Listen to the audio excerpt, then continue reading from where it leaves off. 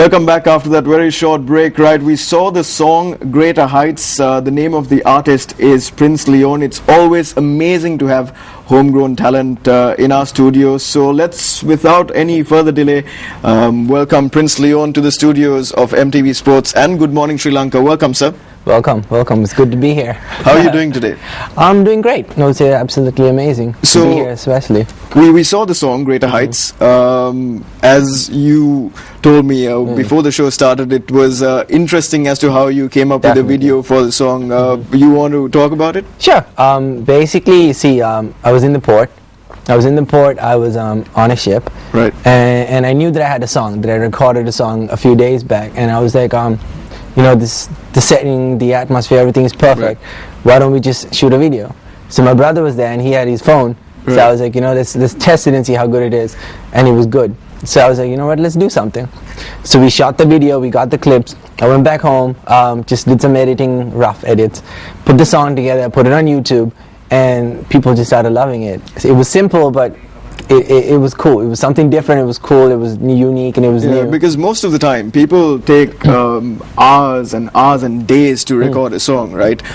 Because the technology is available, and people have like camera sets of like hundreds going into making a music video. But as you said, one camera phone, and a loving brother who was there, and a beautiful atmosphere. Which port was this? It is Port of Colombo. Yeah, the Colombo. Right. Port, that's amazing. So you basically incorporated the country into a song. Exactly. What's the inspiration for that song?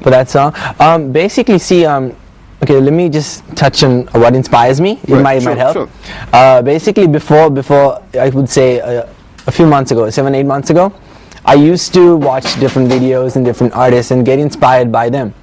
But then it came to a point where you could say I found God. Right. And since that point onwards, I started realizing that I can inspire, not just be inspired. So I would say that it's like most of the stuff that I started writing since that point is to do with life and giving people hope, giving people a message that most artists don't speak of. Right. So I would say the inspiration behind the song is obviously connecting on a personal level, and I wrote the song in a general form. It wasn't for a woman or for a girl as such. And then all of a sudden I found this beat, and then I got this whole melody, and then it connected, and I was like, you know what, let me use this to speak to someone in a direct way. Because if you listen to the lyrics, it's very personal. And it's me just telling one-on-one. So the name of the song is Greater Heights. Obviously, from where you were 10 years ago, you've achieved great heights up until this point.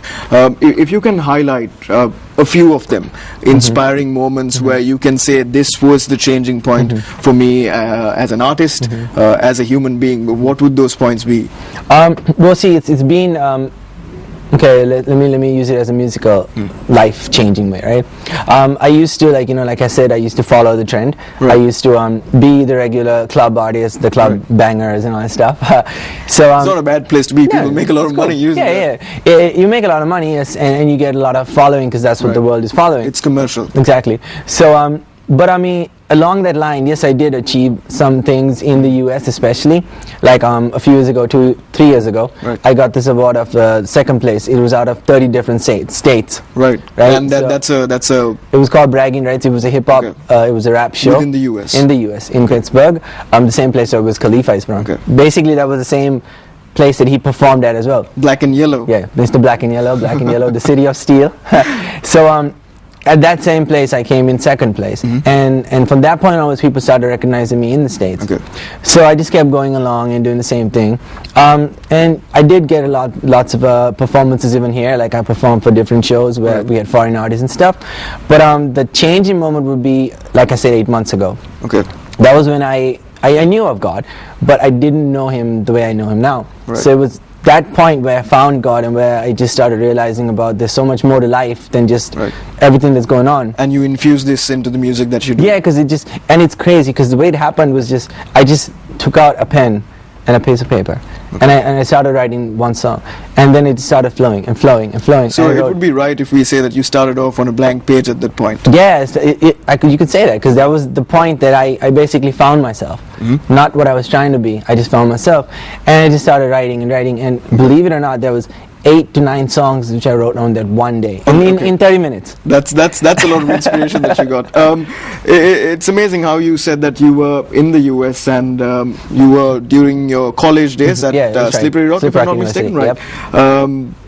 What started off your musical journey? Okay, well, that was here when I was here in school. In school. When I was in school, it was my friend. It was my really close friend. He was a rapper, but he was in Sweden. So when he came down, and then he was talking to me, and then I saw him perform in school at different events, and I was like, this is really cool. But back in the day, I used to love basketball, so I always wanted to be a basketball player. Okay. But then when he started rapping, I started seeing that there was a connection, and it was really cool. So I started following him, listening to his music, and I just started rapping to like Eminem, Shaggy, and different other artists. And I just started doing it. Then my friends in school were like, what? Why don't you do something? And this is when you recognized that you had a talent in, because you look at the Sri Lankan music scene, right? You don't find a lot of rappers in it. There's a lot of pop artists, there's a lot of R&B artists, but individuals who follow rap in the music genre is very limited. Yeah, true. Why do you think that is? Is it because there is less exposure comparatively to the US, where the industry is far bigger and the amount of influence that you can get is far wider, and you probably have more scope to do it as well? Do you think it's that, or why do you think there's it is that as well. I mean, it's definitely that. But another thing that I think is, it's like you said, Sri Lanka is not really exposed to much rap as such. Even the songs that you hear on radio all the time is more the commercial stuff. It isn't the real rap. So it's more of the house, techno, club bangers that has some rap in it. But I think the main reason is to do with the exposure and the fact that people here are not being given that opportunity. I mean, yes, there are lots of local artists who can rap, who are rappers. I've seen some of them, I've heard some of them, and they're very good. They're very good, and the stuff they have to say is very current, and there's a lot of relativity to it, and people can understand it. But it's just that people don't want to let that happen. Like, I don't know why. There's limited exposure, as you say. Exactly. I mean, see, when you take rap, most of the rappers and artists, they perform in clubs. So I think even clubs here should open up to that, not just have DJs as such. I mean, DJs they're excellent, but they should give a chance to the rappers as well to start promoting themselves and performing in clubs. It would be great, right? Because it would be cool. The concept of an open mic night where you watch all these amazing movies. You watch 8 Mile, where Eminem talks about his life story, right? In Detroit, Michigan, there was like this one event that he went to, which was a rap-off. We don't have things like that happening in the country, which doesn't give a lot of exposure. If that culture can be built up here, I'm pretty sure it will definitely skyrocket. Would you say, now, obviously, as a lyricist, right, when you're rapping, you have to be on point. You have to be lyrically very good if you are a rapper, because it's not about writing 2 lines which can go with a melody and infusing like a song into it and putting a couple of beats. You have to make a point.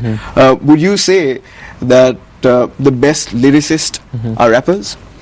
Not really the best. See, what I would say, it might be contradictory, I don't know. No, that's fine. What I would say is, a rapper is someone who has the ability to think fast, to read whatever he writes fast and bring it out really fast on a beat or whatever it is. It could even be a cappella. But it wouldn't necessarily be a rapper. It could be anyone who writes something about their own life, and it has to be personal experience, because what you see and what you write have to go hand in hand. Because obviously, if you try to fake it or take words from someone else or try to use someone else, you wouldn't feel it.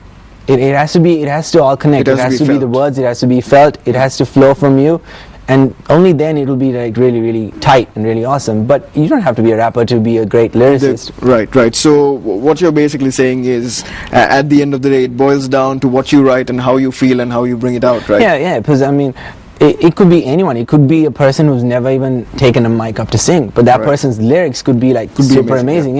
Right. Understood. Now, I'm going to put you on the spot here. Can you come up with an impromptu rap? About life, girls, life, I don't know, anything? Pick one. I see, like I said, now since I'm more on a conscious level, as you might say, Yeah, it's actually bringing that out. I was since like the last month something, I was in the studio, right. and this artist, he came up with this cool name. He was like, you're not just a rapper, you're a conscious rapper. Okay. And I was like, okay, that's sort of cool. Yeah, that has a ring to it. A conscious rapper. A conscious rapper. Can we hear a conscious rap? Yeah, sure. Yeah, we'll do something. Cool. Ready? Yep. Go for it. How many girls would it take before I realized that I made a mistake? When you're the only girl that I really want to date. But I ain't trying to say that the mothers are fake. These girls are 10, but you I can't rate. I want to stay true, never see a heart break. And I don't want to find, I want to create. And when we make love, I gotta see you levitate. It's kind of funny how they say love takes time. Time for the hearts to combine into one. But when it comes to mine is kind of different. Since the very minute I saw you, I was like, whoa. You're so beautiful and breathtaking. Prince Leon, ladies and gents, on Good Morning Sri Lanka, impromptu rapping, conscious rapping, amazing stuff. I have to tell you, conscious rap, it has a ring to it, and maybe that can be your new brand. Exactly, that is. See, that's what I'm saying. Like, it's really interesting, and it's easy because it's me being myself. It's not trying to be something else. Right. Like, it's just being yourself and being conscious. If you have like tips to give to, say, rappers who are coming up in Sri Lanka, who want to rap, who probably are taking like a few steps back because they think that this is not the right place to do it, what can you tell them? Because you are from this country, you were born here, you were raised here, so for individuals out there who you want to send a message to, what's the message? I would say just you have to keep doing what you want to do, because see, the world will always try to put you 2 steps back and be like, you know what, you can't do this, or you're not good enough. But if you know that you're good enough, and it is only you who will know that you're good enough, you need to be confident in what you can do and know that and believe in that and just keep walking forward, because the more you walk forward in believing that you can do something, the world is going to always fall prey to you and you not fall prey to the world. Right. So what I would tell anyone who wants to be someone, even a rapper or a singer or a businessman or an artist, you have to do it. You have to first find yourself, not limit yourself based on the world, but let the world find you, and then just go. I mean, just keep running. That's as simple as that. At the end of the day, right, there are many paths that you can take, and then there's the path that you can create, and that's always the most amazing path, because you're doing it on your own, and that's the message that you want to send out as well. Yeah, because I mean, it's just you shouldn't always just follow. You should lead and not be inspired, but inspire. I mean, what since we're on the subject of music and you're talking about your own music, one of the videos that I actually looked into when I was going through the videos that you've done was Dancing with Jesus. Yes, that's right. It's a very unique video itself, right? What inspired that song? Basically, see, what inspired that song is to do along the lines of me finding myself. Because see, I was at a point where I was taught a lot of wrong things, like as in, like, you know, because the world needs, what I think is that the world needs to come together as one. But what I was taught before was that it was to be separated. But then I found myself, and I found I found God, like I said, and I realized that it's not about hating each other or being taught to do something. It's about being shown how to love, and how God is about love and about loving the world as one. I mean, we talk about the world today. We talk about the fact that there is a lot of information available in this world, and as you said, it's easy for someone to be misguided along the lines of teaching, because when you're small, you're open to so much information. Exactly. You're open to so much more than what people were open to with the World Wide Web, which everything, right? So when that happens, you can be misguided. Exactly. And it's about finding yourself, which you fortunately did. True. The chorus of the song, how does it go? The chorus of the song is of the song Dancing with Jesus. Yep. It's basically it's a chant that basically breaks people free, and it's just like, I'm dancing with Jesus, I'm dancing with. So it's simple. Right. But when people listen to that and they keep listening and they keep dancing with the beat, because it's a very dance beat. Right. They find themselves, they release themselves from whatever the bondage they've been having, and when they listen to the song, like the whole bulk of the song, they realize that this is a song of life, hope, and love. Okay. Which most people might not teach them, and the reason why it has even got the mileage that it's got so far is because it speaks about things that a normal person wouldn't teach you. Right. So it's like through a song they find so much teaching and so much revelation that they didn't know before. So because of that, like people who are broken, who are lost, who are rejected from society, they listen to the song and they're like, wow, this is something that we didn't know.